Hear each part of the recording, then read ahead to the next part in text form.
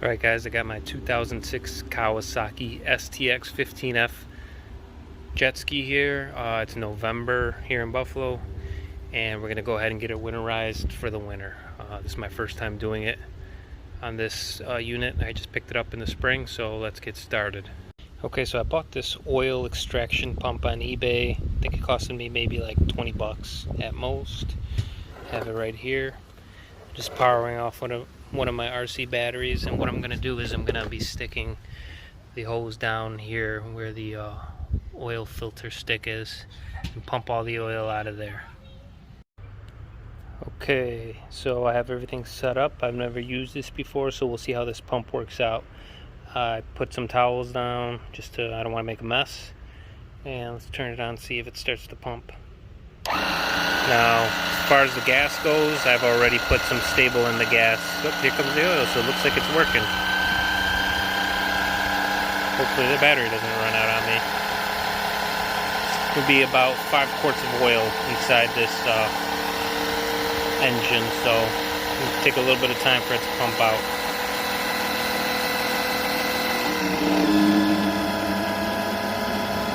And here it comes.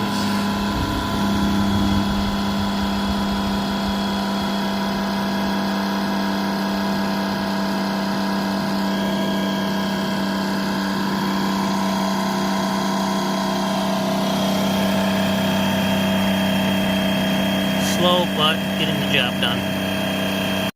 Okay, so while that oil is pumping out, I went ahead, I decided to remove my glove box, because once all that's pumped out and I refill the oil, I'm gonna have to get down in here and change the oil filter, which is a pain in the ass to get to.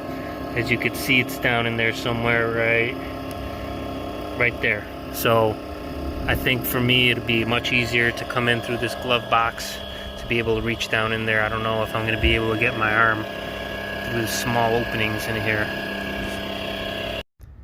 Alright, so I was able to get the filter out of there with minimal mess, which I'm very happy with. Here's the old filter.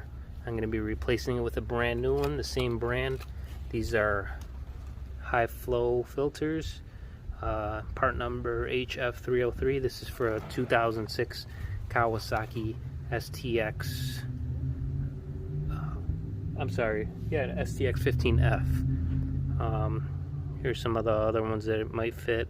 Can't really see it, I know the tape is in the way, but you can probably just go to the website highflow.com and look your part number up. So I'm going to throw the new filter in now. Okay, so I got the new oil filter in there. Next I'm going to add some fresh oil. What I've done is I put a level on my engine here and leveled it off, so when I fill this oil up, I know I'm getting the best reading I can on that oil stick to let me know how much oil is in there. I'm going to put 4 quarts in off the bat because I know I pumped out 4 quarts for sure, and then I'll just kind of add a little and keep checking the stick to see where I'm at. What I'm going to be using is this Castrol Power One motorcycle oil. It's fully synthetic. It's 10W40, which is what the ski calls for. So the oil's in there, and now I'm just checking the stick. This stick has a cool side and a hot side. So obviously this oil's fresh, it's not really hot. I'm gonna go ahead and check it under the cool side. Once I move a little further and run the engine a few times, I'll just check both sides just for the heck of it. But right now I got about 4 3/4 quarts of oil in there, and that seems to be the sweet spot on the cool side. I'll probably check it again later just to make sure. So next I'm going to be running some of this antifreeze through here. It's RV and marine antifreeze. I picked it up at Walmart. I think it was like $2.99 a gallon. What I have is a submersible pump. I'm going to fill the bucket up with the antifreeze. The pump is connected to the hose, and the hose is connected to this water outlet in here. So you can run, if you want to ever flush your jet ski, I'm going to flush it with the antifreeze. So what you want to make sure though, you turn the engine on first, then you run the water, turn the water off, then turn the engine off. You will damage your engine if you're pumping water through there and the engine is not on. So make sure the engine is on first. I'm going to go ahead and get everything set up and do that now. Alright, I'm going to turn the engine on and run the antifreeze through it. I put a cover or a towel over this bucket because there's some kind of leak between the pump and the hose, and it was kind of squirting everywhere, so I'm going to try this again. I'm going to turn the engine on, turn the pump on to pump the antifreeze through.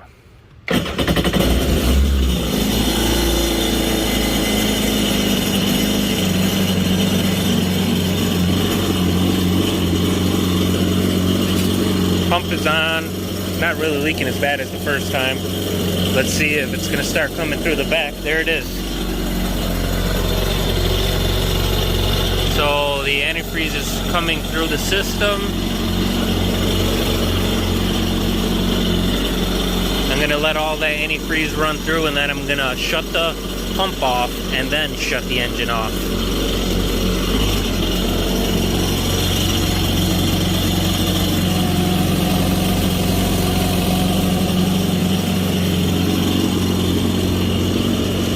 And it's almost gone.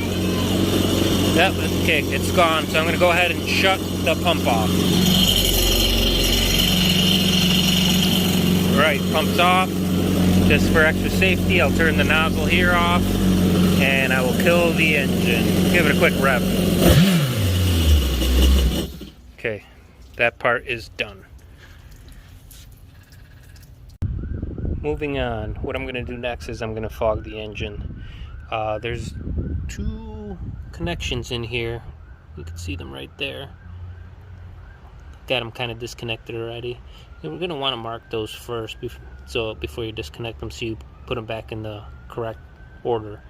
So I'm going to disconnect those. Also, as you can see here, these are marked 1, 2, 3, and 4.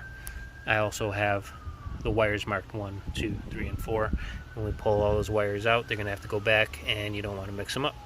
So I'm going to go ahead and pull these plugs out now, and we'll move on to the next step of fogging the engine. Alright, I'm getting the last plug out using the plug puller that came with the ski. You can find this tool underneath your seat. The plugs in this ski are NGKR CR911K. Now I have my fogging oil. What I'm going to do is I'm going to spray each one here with a 4-second count. Then I'm going to take a rag. I'm going to place it over each hole, and I'm going to turn the engine over a couple times just to get everything lubed up in there. Now that I got some fogging oil in each cylinder, I'm going to go ahead and crank it over.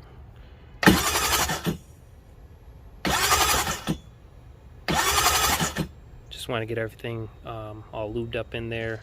I put the shirt over the cylinder so you don't get all that fogging oil spraying back at you. I'm going to go ahead and replace all my spark plugs. I did spray the end of the spark plug before putting it back in. I'm just going to hand tighten them.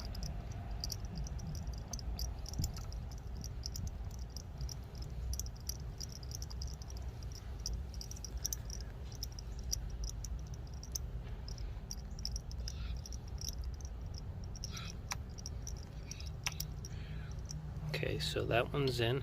Now once you got it in there, hand tightened,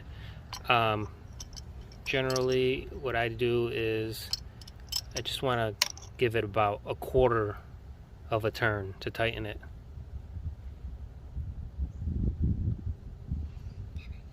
So that should be about good right there.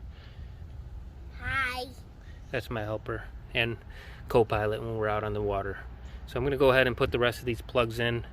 Once I put the plugs in, I am going to go ahead and put the wires back on in the right order. We have them marked 1, 2, 3, and 4, and then I'm going to connect the connectors in here.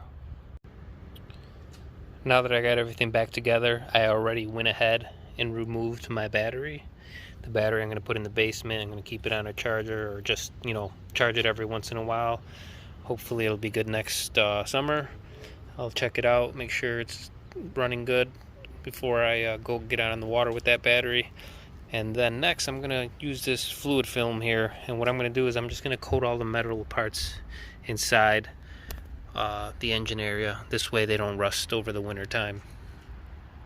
My fuel tank is full. I did put some stable in it, even though I don't know if I should have. the last 2 tanks I ran ethanol-free gas, and my previous ski I had, you know, I never really had any issues. I'd run ethanol-free the last few tanks and then store it for the winter. But so I'm gonna go ahead and put a coat of this fluid film on there to help against rust. The tank's all set up. I did put the stable in it. Some people, you know, they store it full tank. Some people store it empty. You know, whatever works for you. And then I'm gonna wax it, and cover it up, and hopefully next summer we'll be out on the water. Thanks for watching. If you have any questions, give me a shout. If you have any comments, just leave them below. Thanks.